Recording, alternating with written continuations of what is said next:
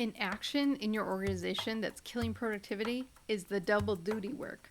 What I call it is the double duty doom, because it's when two or more people are unknowingly duplicating work. They're gathering the same info, they're solving the same problem, they're redoing efforts, and you're losing productivity. This wastes time, this increases miscommunication, and it defeats the purpose of working harder because you're not working smarter.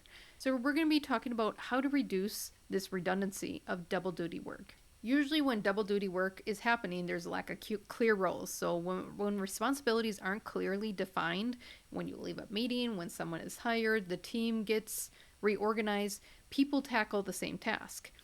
This also can happen in poor communication. So, information silos lead to duplicated work. And because teams aren't aligned, it can literally happen in your own department. And in today's technology age, it's also due to insufficient systems. So without a central piece for updates and communication, like the main medium for updates, people will chase the same answers. I remember contacting our accounting department for a report that I needed. And when I contacted them for the report, they said they already sent it to this person. So then I contacted this person. They said they already got it from that person. And we had about 4 people working on the same report, submitting the same report to our corporate headquarters internationally. Not clear roles, poor communication, and insufficient systems. Because we weren't using the system efficiently, we were not only taking time to each create this report, but in the system, it didn't show that the report was ever created in the first place, which is why we all assumed no one did it yet. 4 people working on the same report, submitting the same report, and it takes hours to do. That's a time waste. Now, this also can be happening when you have lack of trust. So people will redo work because they don't trust the first attempt or the file that was submitted or the data that's in the file. And so lack of trust does go into double duty work when you have dysfunctional teams.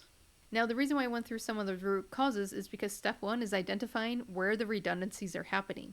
So is it at work that we're double checking people's work because we don't trust them? Because we're not using systems, because there's miscommunication or unclear roles.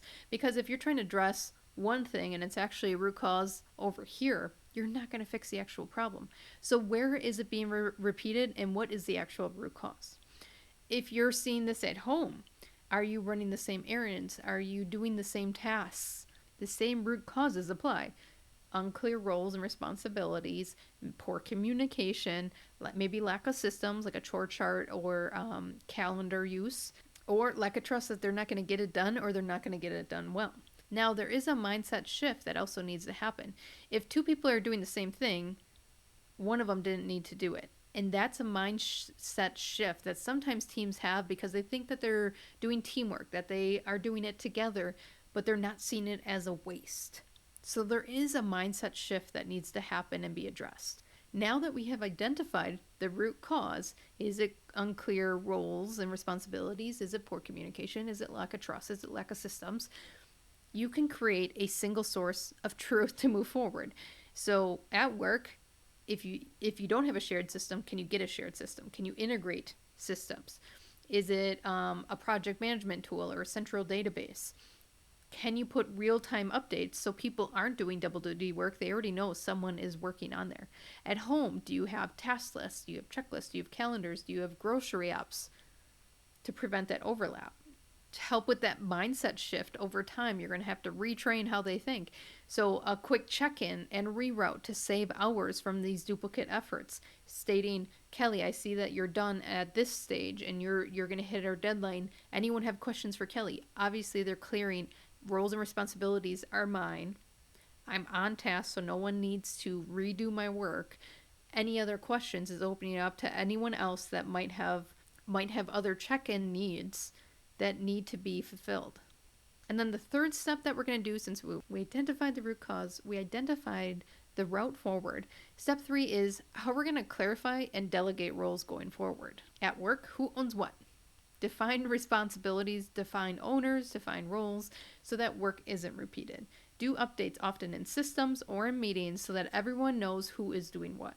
At home, if someone owns it, do they own it all the way through? So say if someone's going to own the dishwasher, you have a kid that's going to be doing the dishwasher duty this week. They own filling it, They own emptying it. They own putting everything away, right? They own the whole thing. Reduce that decision fatigue, reduce that double duty work, reduce that whole thing of, is this dishwasher clean? How many times does your household ask that one?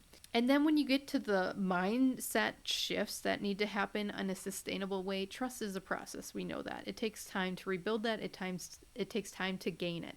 So redoing someone's work isn't efficient. It's waste. And you just have to repeat that over and over again. It drains time. It drains energy. It drains the morale. You can reduce the double duty doom by cutting the redundancy, communicating clearly, and reclaim productivity without adding more.